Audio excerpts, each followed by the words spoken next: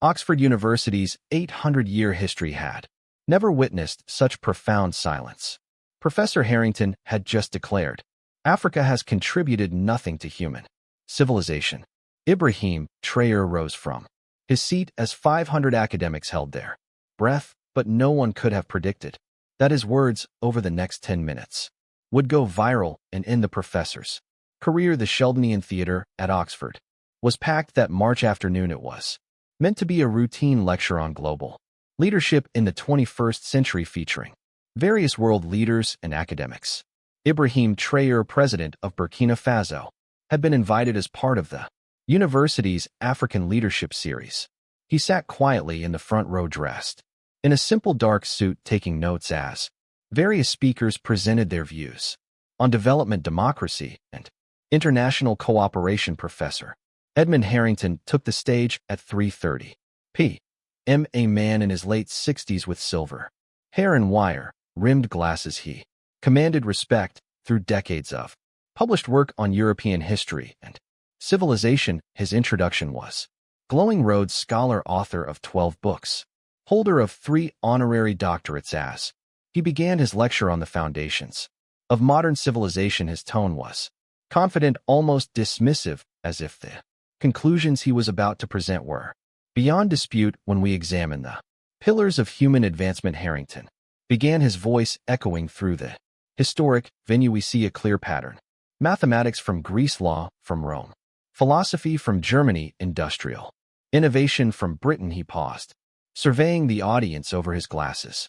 The foundations of what we call civilization have decidedly Western origins. Several audience members shifted uncomfortably, but Harrington continued, emboldened by the academic setting that had long protected such views. 20 minutes into his lecture, Harrington made the statement that would define the rest of his life. Now some might ask about other continents' contributions. Asia gave us gunpowder and paper. Certainly the Americas had sophisticated calendars, but Africa— he paused dramatically, a slight smirk playing on his lips. I challenge anyone in this room to name a single significant contribution to human civilization from sub-Saharan Africa. The continent has been a recipient of civilization, not a contributor to it. The silence that followed was deafening. In the front row, Ibrahim Traoré slowly closed his notebook. He placed his pen carefully on the desk beside it. Around him, several African students and academics sat frozen, caught between outrage and the intimidating atmosphere of challenging such a senior professor in Oxford's most prestigious venue. The moment stretched on, heavy with unspoken tension, until Traoré raised his hand. Yes, Harrington acknowledged him with barely concealed irritation, clearly not expecting to be challenged. Traoré stood, his movement deliberate and calm. Professor Harrington, he began, his voice carrying despite not using the microphone, I would like to respond to your assertion, if I may. Harrington's smirk widened. By all means, Mr. He pretended not to know who Traoré was, though the president had been introduced at the beginning of the event. Traoré, Ibrahim Traoré, he replied, simply not mentioning his title, and I accept your challenge. A ripple of anticipation ran through the audience. Several people began discreetly recording on their phones, sensing something significant was about to unfold. Harrington gestured dismissively toward the stage. Please enlighten us, but do try to stick to historical facts rather than romantic nationalism. The condescension in his voice was palpable. Traoré walked to the podium with measured steps. He carried with him a simple leather folder that he placed carefully on the lectern. For a moment he stood silently, looking out at the audience, then directly at Harrington. Professor, he began, before I address your challenge, may I ask you a question? In your extensive research, have you ever visited the manuscript collections in Timbuktu? Have you studied the mathematical treatises of the Dune people? Have you examined the metallurgical techniques of the Haya people of Tanzania? Harrington waved his hand dismissively. Ancient mud buildings and primitive folklore hardly constitute civilization, Mr. Traoré. We're talking about contributions to human advancement, not anthropological curiosities. Several gasps could be heard from the audience at the blatant disrespect, but Traoré remained calm, opening his folder and pulling out a single document. Then let us begin with something you might Recognize, he said, holding up a photocopy of an ancient text. This is a page from the Labambo bone discovered in Swaziland. It's 44,000 years old. Professor, it contains the earliest known mathematical calculations in human history, 29 distinct notches marking lunar cycles. Mathematics didn't begin in Greece. Professor, it began in Africa. The smirk began to fade from Harrington's face, but he quickly recovered. Counting notches is hardly Pythagoras, he scoffed. Traoré pulled out another document. Then perhaps we should discuss the Isango bone from the Democratic Republic of Congo, 20,000 years old, containing evidence of prime numbers multiplication and division. This predates Greek mathematics by nearly 19,000 years. He paused, letting the numbers sink in. But you want more recent examples? Very well. Let's discuss the University of Sanger in Timbuktu, which housed 700,000 manuscripts and educated 25,000 students. In the 12th century, when Oxford was still a collection of drinking halls, the audience was now completely silent, hanging on every word. Traoré continued, his voice gaining strength, but never losing its calm dignity. You mentioned law coming from Rome. Shall we discuss the Constitution of the Ashanti Confederacy, which included checks and balances 3 centuries before the American Constitution, or the Buganda Parliament, which had a complex system of democratic governance while Europe was still ruled by absolute monarchs? You speak of philosophy from Germany. Traoré continued, now fully in his element. Have you read the philosophical texts of Zara Jacob, the 17th century Ethiopian philosopher who developed ideas about rational inquiry and human rights that preceded the European Enlightenment? His student Waldo What wrote treatises on ethics that rival anything produced in Europe at the time, but of course they wrote in. He's not Latin, so perhaps they don't count in your estimation. Harrington tried to interject. These are isolated examples, but Traoré held up his hand, and surprisingly the professor fell silent. Isolated? Professor, let me tell you about isolation. It's when the Library of Alexandria, founded by an African dynasty, housed the world's knowledge while the ancestors of Oxford's founders were still living in mud huts. It's when African mathematicians were calculating the circumference of the earth while Europeans believed it was flat. You want contributions to civilization? Traoré's voice rose slightly. For the first time, let's talk about medicine. The first successful cataract surgery was performed in Mali in the 14th century. The first cesarean section, where both mother and child survived, was performed in Uganda in 1879 using techniques that wouldn't appear in European medicine for another 50 years. The first vaccination, not Edward Jenner's cowpox, but variolation against smallpox, was practiced in West Africa and brought to America by enslaved Africans. He pulled out another paper. Architecture. The Great Zimbabwe's acoustic properties surpass modern engineering. The Nubian pyramids predate their Egyptian counterparts. The rock churches of Libella were carved from single pieces of volcanic rock with a precision that modern engineers struggle to explain, but perhaps you've never heard of these because they don't fit your narrative of African primitiveness. The transformation in the room was palpable. Students who had been slouching were now sitting upright, many taking notes. Several professors were nodding along, some looking uncomfortable, others seemingly discovering this information. For the first time, Harrington's face had gone from dismissive to defensive to something approaching panic. But Traoré wasn't finished. Let's discuss metallurgy, he continued, his voice now carrying the authority of absolute certainty. The Haya people of Tanzania were producing carbon steel and blast furnaces 2,000 years ago, a technique that wouldn't appear in Europe until the Industrial Revolution. The bronzes of Benin are so sophisticated that when Europeans first saw them, they refused to believe Africans could have made them so. They invented theories about lost Portuguese craftsman agriculture.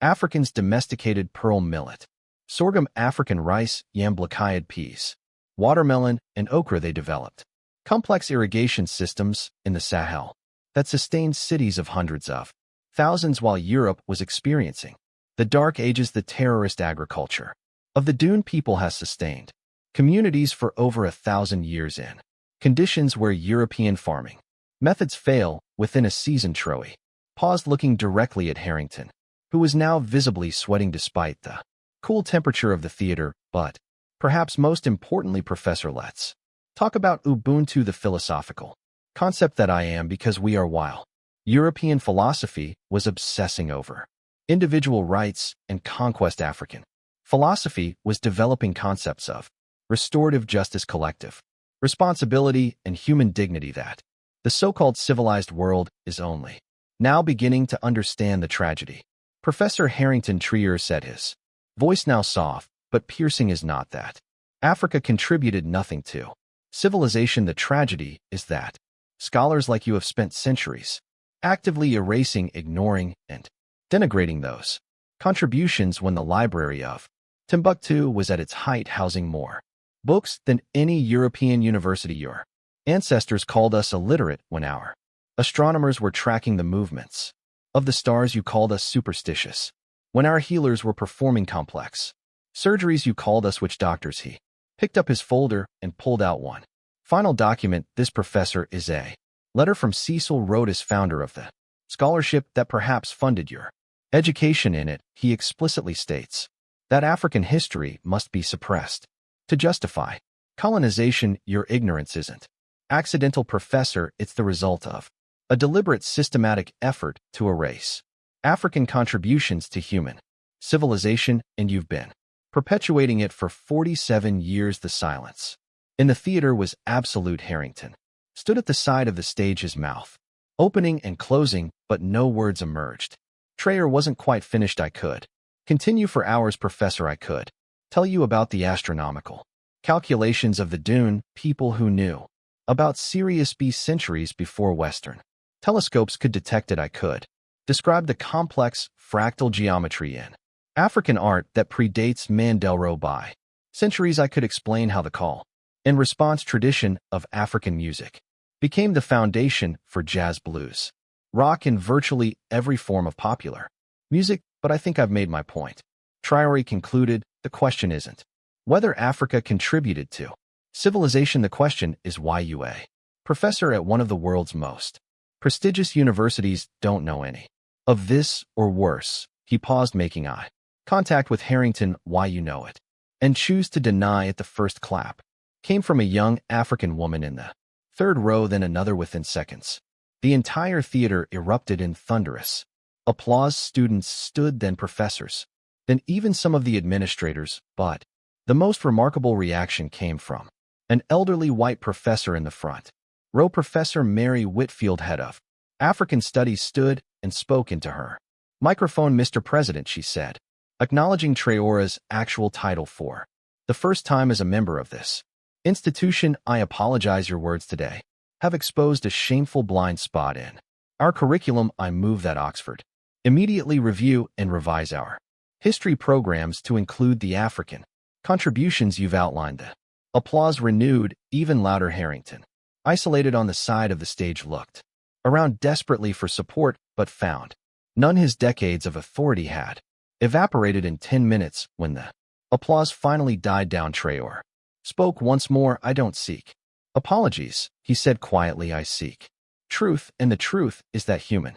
civilization is not the property of any one continent or race. It's the culmination of all human achievement, from the first mathematical calculation on an African bone to the latest scientific discovery. But as long as professors like Dr. Harrington continued to teach a deliberately incomplete history, we perpetuate ignorance and prejudice. Today, in this room, we have a choice: continue the lies or embrace the full, rich, complex truth of human achievement. He gathered his papers and walked back to his seat. As he passed Harrington, he paused. Professor, he said quietly, but loud enough for the microphones to pick up, I've left copies of all these sources with your department. I hope you'll find time to read them. The aftermath was swift and decisive. Within hours, videos of Traoré's response had been uploaded to social media with titles like African President Destroys Racist Oxford Professor and the Most Epic Takedown in Academic History. By the next morning, the videos had millions of views. News outlets around the world picked up the story. Scholars from various African universities provided additional Examples supporting Traore's points the hashtag #sign of Frisolult. Civilization began trending globally. Professor Harrington released a statement the following day announcing his early retirement to pursue personal interests. Oxford University issued a formal apology and announced a comprehensive review of its history. Curriculum. The Sheldonian Theatre, where the confrontation had taken place, would host a new annual lecture series on African contributions to global civilization. The first speaker would be Ibrahim Traoré, but perhaps the most significant outcome came from the students' enrollment in African studies.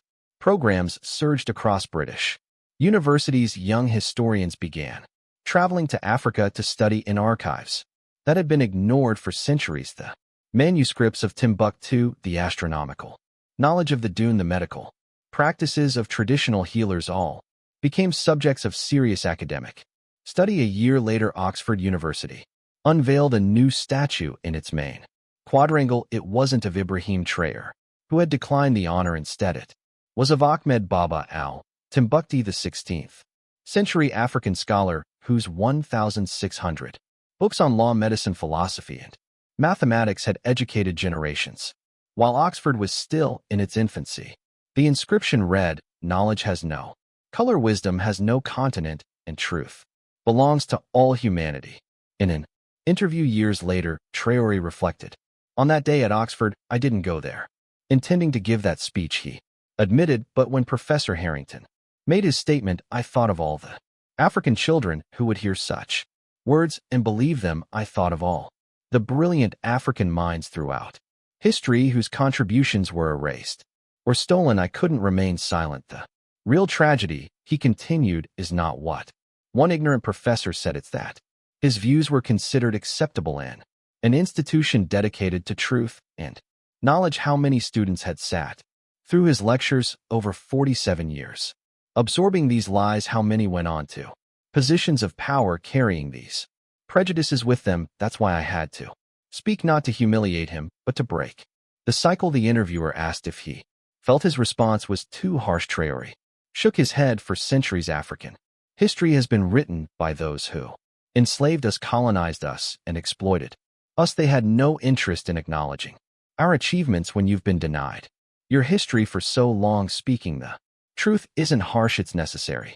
Professor Harrington had 47 years to learn the truth. He chose ignorance. I simply chose not to let that ignorance stand unchallenged. Today, the Traoré moment, as it came to be known, is studied in universities worldwide as a turning point in academic discourse about African history. It serves as a reminder that real knowledge requires humility, curiosity, and a willingness to challenge long-held assumptions. It proved that sometimes the most powerful weapon against prejudice isn't anger or violence, it's truth delivered with dignity and backed by irrefutable facts. And in classrooms from Lagos to London, from Cairo to Cape Town, teachers now begin their lessons on African history with a simple truth that should never have been controversial. Africa is not just part of human civilization, it's where human civilization began. The silence that fell over Oxford University that March afternoon wasn't just the end of one professor's career, it was the beginning of a long overdue conversation about whose stories get told, whose achievements get recognized, and whose contributions to human civilization get remembered.